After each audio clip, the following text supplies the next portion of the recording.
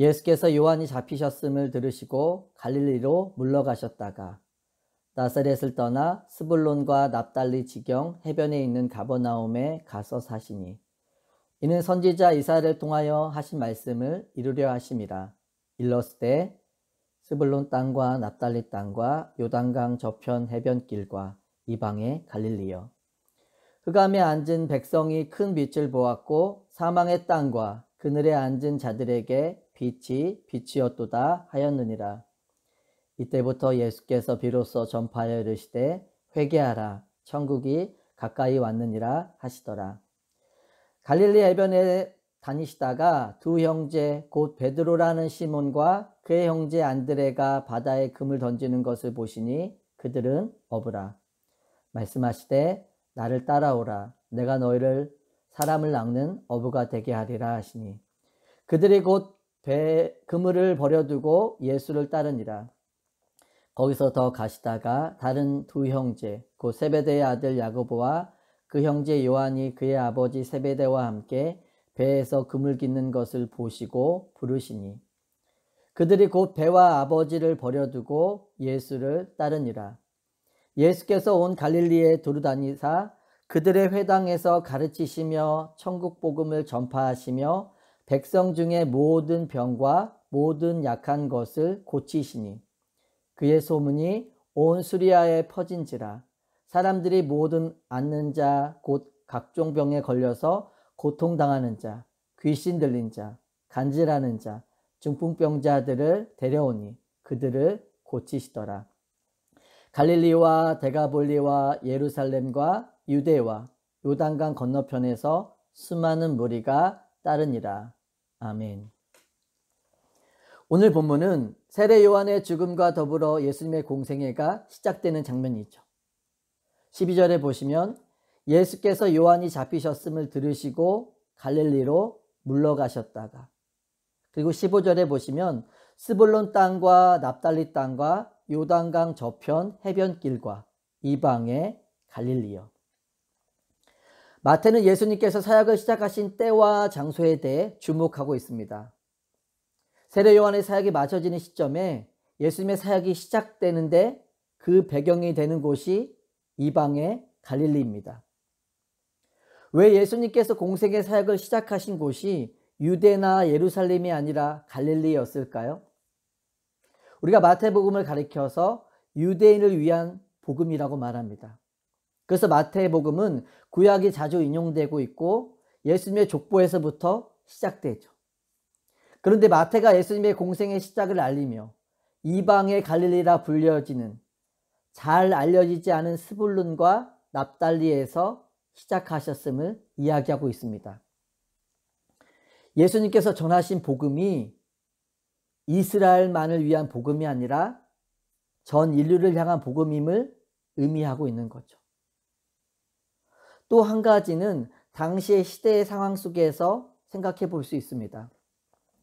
예수님 시대에는 로마의 식민지로 살았는데 헤롯 대왕이 죽자 그가 다스리던 곳을 아들 4명이 다스리게 됩니다. 그래서 그 4명을 가리켜서 분봉왕이라고 이야기하죠. 그 중에 갈릴리를 다스렸던 자가 안티파스인데 그가 세례 요한을 죽이죠. 그는 아버지와 같은 대왕이 되기 위해 욕망을 가지고 로마 황제에게 잘 보이기 위해 그의 이름을 딴 도시를 건설하게 됩니다. 그리고 그 일로 인해 갈릴리 사람들은 착취와 약탈에 시달리게 되죠. 그들의 생활이 어려워지고 삶의 소망이 꺾인 것입니다. 그런데 16절에 보시면 흑암에 앉은 백성이 큰 빛을 보았고 사망의 땅과 그늘에 앉은 자들에게 빛이 비추었다라고 이야기하죠. 흑암에 앉아있고 사망의 그늘에서 절망하던 백성들에게 큰 빛이 비춘 것입니다. 생명과 소망이 없던 죽음의 땅에 예수님이 찾아오시고 공생의 사역의 첫 마디를 던지심으로 그들의 삶에 천국이 임한 거죠. 예수님으로 인해 하나님 나라의 축복을 누리는 땅으로 변화된 것입니다. 우리가 사복음서를 통해 알 수 있듯이 예수님의 관심이 항상 어디에 있으신가요? 예수님은 죄인이라 정죄받으며 상처받은 자들의 삶을 보며 가슴 아파하시죠. 저주받은 자의 상징이었던 나병 환자들의 삶에 다가가 손수 만져주시고 회복시켜 주십니다. 가난하고 병든 자들의 삶을 불쌍히 여기며 긍휼히 여겨주시죠. 마태복음 14장 14절에 보면 큰 무리를 보시고 불쌍히 여기며 그 중에 있는 병자들을 고쳐주십니다. 그리고 굶주린 백성들을 위해 오병이어의 기적을 행하시죠. 예수님의 관심이 죄인과 잃어버린 영혼에게 있음을 보게 됩니다. 예수님께서 세상에 살아계시는 동안에 천국 복음을 전파하시고 하나님의 말씀을 가르치시고 병든 자와 귀신 들린 자를 고쳐주신 이유도 바로 이 때문이죠. 내가 온 것은 잃어버린 영혼을 찾기 위함입니다. 그 일을 위해 예수님이 가장 먼저 하신 것이 무엇인가요?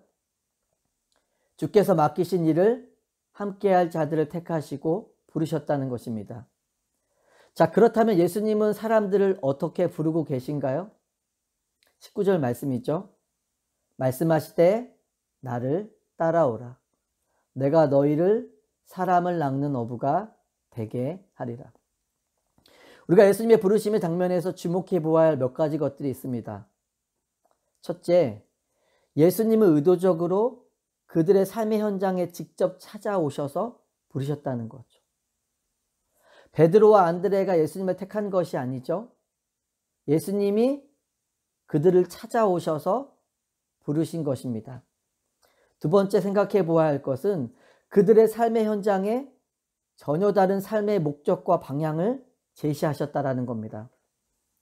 동일한 어부이지만 나를 위해 살아가던 어부에서 천국을 위해 사는 사람 낚는 어부로 부르시죠. 물고기를 잡아 생명을 유지하던 삶에서 생명을 살리는 삶으로 바꿔주신 것입니다. 자, 세 번째 생각해 보아야 할 것은 부르심의 내용이죠. 제자들을 향한 부르심의 내용이 무엇인가요? 나를 따라오라는 것입니다. 어떤 사람은 목사로, 선교사로, 또 세상에 여러 직업을 가지고 부르셨죠. 우리의 부르심의 자리와 영역은 다양할 수 있지만 삶의 방식은 동일합니다. 어떤 방식일까요? 나를 따라오라는 것입니다. 즉 주님을 따르라고 말씀하신 것이죠. 우리가 무슨 직업을 가지고 있든 그 직업을 통해 사람을 낚는 업으로 우리를 사용하시는 것입니다. 그 일을 위해 가장 중요한 목표는 세상을 따라가는 것이 아니라 예수님을 따르는 것이죠. 이것이 오늘을 향한 예수님의 부르심이죠. 본문에 보면 예수님의 부름을 받은 제자들이 어떻게 반응하고 있나요? 그들이 곧 그물을 버려두고 예수를 따르니라. 그들이 곧 배와 아버지를 버려두고 예수를 따르니라. 이 말은 직업을 버리고 가정을 뒷전으로 하고 주님을 따르라는 말이 아니죠. 주님을 섬기는 것에 있어서, 주님을 따르는 것에 있어서 분명한 우선순위가 있어야 한다는 뜻입니다. 일터와 아버지까지도 떠났다는 것은 그들이 따라야 할 대상이 이제 바뀌었음을 의미하죠. 왜냐하면 우리가 현실에만 얽매여 있으면 하나님의 일을 하는 것이 쉽지 않기 때문입니다. 그래서 예수님을 따르는 삶에는 반드시 내려놓음의 과정이 필요하죠. 주님을 따라가기 위해서 내가 힘쓰며 따라왔던 것들을 내려놓는 과정이 요구되는 것입니다. 삶에 여러 가지 우상들이 있지만 가장 마지막까지도 내려놓지 못하는 우리의 영역이 있죠. 그것이 바로 자신과 자녀가 아닐까 생각합니다. 자녀의 삶에 자신의 삶을 투영시키려 하는 모습이 있기에 결국 마지막은 자기 자신이겠죠. 그래서 예수님도 믿는 자들에게 던지신 마지막 도전으로 너 자신을 부인하고 나를 따르라는 명령을 하시는 것입니다. 마태복음 10장 37절에 38절에 보면 아버지나 어머니를 나보다 더 사랑하는 자는 내게 합당하지 아니하고 아들이나 딸을 나보다 더 사랑하는 자도 내게 합당하지 아니하며 또 자기 십자가를 지고 나를 따르지 않는 자도 내게 합당하지 아니하니라. 이 말은 돈과 명예와 권세보다도 하나님을 더 사랑하고 부모와 자식보다도 하나님을 더 사랑하라는 말이죠. 여러분, 하나님이 우리에게 이렇게 명령하실 수 있는 것은 하나님이 먼저 우리를 그렇게 사랑하셨기 때문입니다. 우리가 이 땅에서 하나님의 사람으로 살아간다는 것은 하나님의 뜻을 이루며 사는 것입니다. 나를 통해 이루실 하나님의 일이 있음을 믿으며 살아가는 것이죠. 하나님은 오늘도 홀로 일하지 않으시고 우리를 통해 하나님의 일을 하십니다. 우리가 잘 아는 것처럼 우리 각 개인은 교회에 있죠. 그리고 예수님이 각 교회의 머리가 되십니다. 내가 교회다움을 지니고 있다는 것은 머리 대신 예수님의 손과 발이 되어 하나님의 일을 행하는 것이겠죠. 그 일을 위해 어부로 살아가던 삶의 자리에서 사람을 낚는 어부로 부르신 것입니다. 우리가 예수님을 믿는다고 해서 상황과 환경이 바뀌는 것은 아니지만 동일한 삶의 자리를 향해 바뀌어진 삶의 목적과 방향을 가지고 살아갈 수 있는 은혜가 있기를 소망합니다. 오늘도 우리의 머리 대신 예수 그리스도를 따라 그분의 손과 발이 되어 상처받은 영혼들을 치유할 수 있는 은혜가 있기를 예수 그리스도의 이름으로 축원합니다.